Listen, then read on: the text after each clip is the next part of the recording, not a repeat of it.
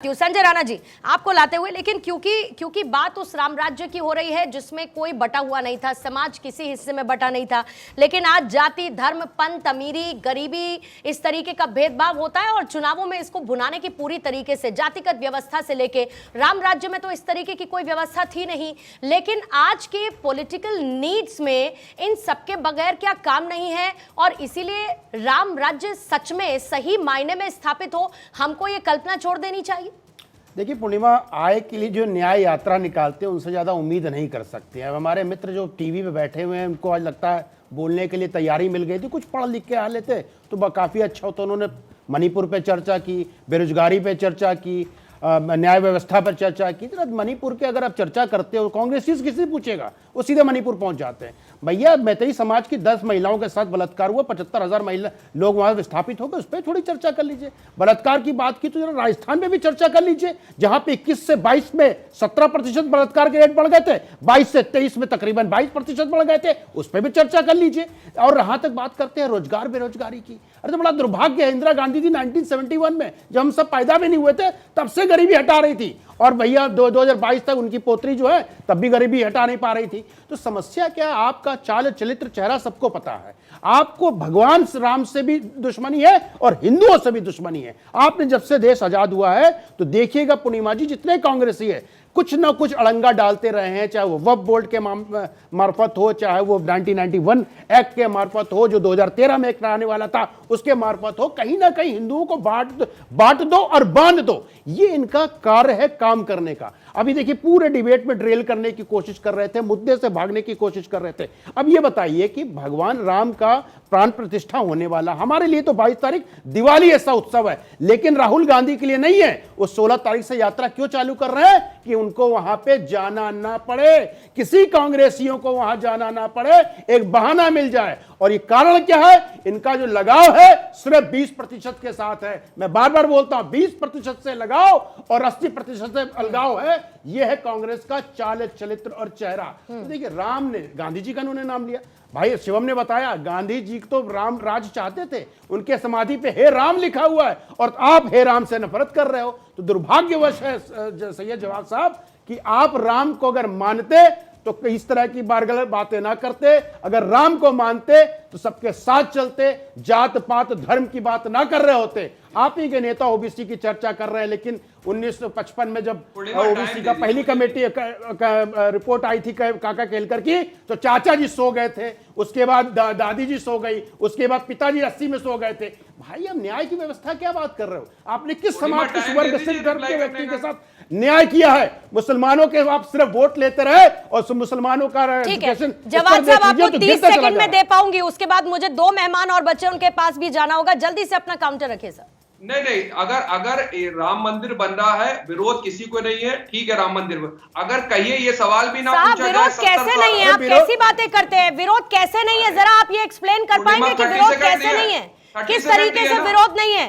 30 second दिए पहले, बिल्कुल दिए है सर, लेकिन ऐसी बात पहली लाइन में अगर आप कह देंगे कि विरोध नहीं है, ऐसा लगता है कि आपने आंखें बंद कर ली तो दुनिया खत्म हो गई वहां पर।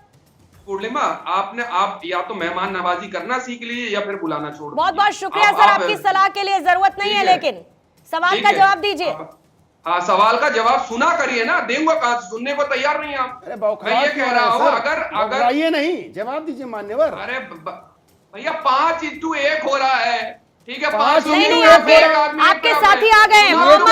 मोहम्मद आसिफ खान जुड़ चुके हैं सर, आपको अब +1 मिल जाएगा, रुकिएगा। मोहम्मद आसिफ जुड़ चुके हैं, आपको +1 मिल जाएगा, रुकिएगा जरा। एक और एक खेल +1 मिल जाएगा सर, परेशान मत होइए। सुनिए, मैं ये कह रहा हूँ, ये सवाल पूछना ही छोड़ देता हूँ कि देश के ऊपर 2 लाख करोड़ रुपए का कर्ज कैसा हो गया? अरे एग्जाम्पल आपको समझा देता हूँ। 2 लाख का आपकी आमदनी अगर 1000 रुपए है, अरे भाई आपको पता नहीं, झूठ मत बोलिए। अरे आपको बिल्कुल इकोनॉमिक्स का ही नहीं आता। बता रहा हूँ कितना है, $155 ट्रिलियन का कर्ज है, और बता रहा हूँ जीडीपी के रेशियो में कितना है, 81% है। यूएस का मालूम है कितना है, 121% है। अरे पढ़ लिख के आया करो जवाब साहब, तथ्यों को लेकर इकोनॉमिक्स को, मैथमेटिक्स को और हिस्ट्री को पढ़ना पड़ता है। गाल बजाने से तथ्य रख के बात करो। अरे बदतमीजी ने प्रश्न बोल रहे हैं, झूठ क्यों बोल रहे हो? ठीक है, आपको यही नहीं पता कितना कर्ज है, तो क्या चर्चा करोगे? सुनो भाई, सुनो शांतिपूर्वक। यही मैं कह रहा हूं, अगर इस चीज का सवाल उठाना छोड़ दिया जाए, क्योंकि इस देश के अंदर राम मंदिर बन रहा है, मेरी तो कमाई पहले 1 रुपए थी, आज 10,000 रुपए हो गई, तो मेरा कर्जा भी बढ़ेगा ना। इनको ये समझ नहीं आता। नहीं, लेकिन अभी मैं बोलूंगी संजय जी, तो वो मुझे आचरण सिखाने लगेंगे, मेहमान नवाजी सिखाने लगेंगे, क्या फायदा होगा फिर बताइए? कहाँ तक एक्सप्लेन करते रहेंगे खुद को?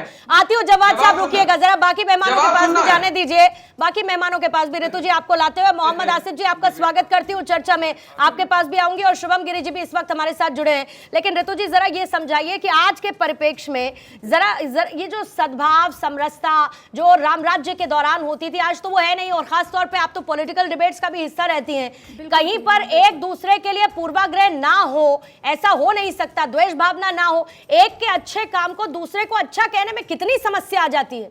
बहुत बड़ी विडंबना है कि आप देखिए कितनी अच्छी बात है कि श्री राम जी आ रहे हैं 500 वर्षों के वनवास के बाद, और यहाँ पर देखिए एक चीज़ बड़ी अच्छी हो रही है। मैं जो कुछ भी है वाद विवाद तर्क वितर्क हो रहे हैं, लोग आस्तिक हैं नास्तिक हैं, राम पर भी, राम तो देखिए हमेशा उनको विरोध का सामना करना पड़ा, त्रेता युग में भी उन्होंने विरोध सहा, और आज भी वनवास जब उनका खत्म हो रहा है 500 वर्षों का, तब भी देखिए उनके मानने वाले लोग भी सत्ता का विरोध करते करते, जो ये विपक्ष है, यहाँ सबसे बड़ी बात है कि वो विरोध मोदी जी का और सत्ता का करते करते राम के विरोध में आ गए हैं। ये कितनी बड़ी विडंबना है।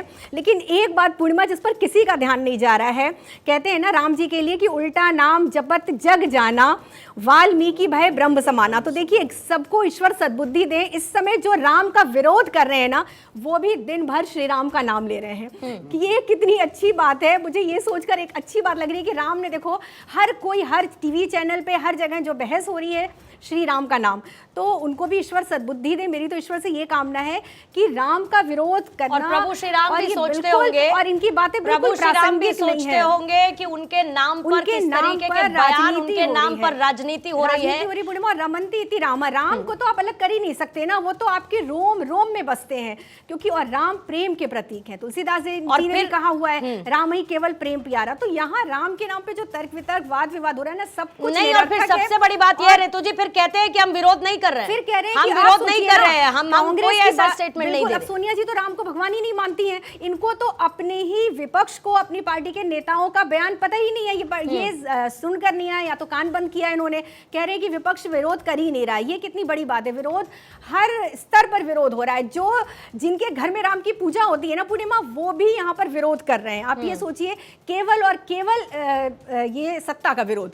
तो आप देखिए अच्छी बात है, विपक्ष का काम है सत्ता से सवाल कुल मिलाकर सत्ता के विरोध में राम का विरोध हो रहा है, ये इससे समझा जा सकता है। अच्छी बात हमारे भाई ने कही कि आप देखिए उनके सकारात्मक पक्ष पे भी तो बात कीजिए ना, जो अच्छा हो रहा है। आप मणिपुर ले आ रहे हैं, तरह तरह की घटनाएं मुद्दे से भटका रहे हैं, यहाँ तो बात हम अभी राम की कर रहे हैं ना, तो आप उस संदर्भ में बात कीजिए, तो उस संदर्भ में तो बात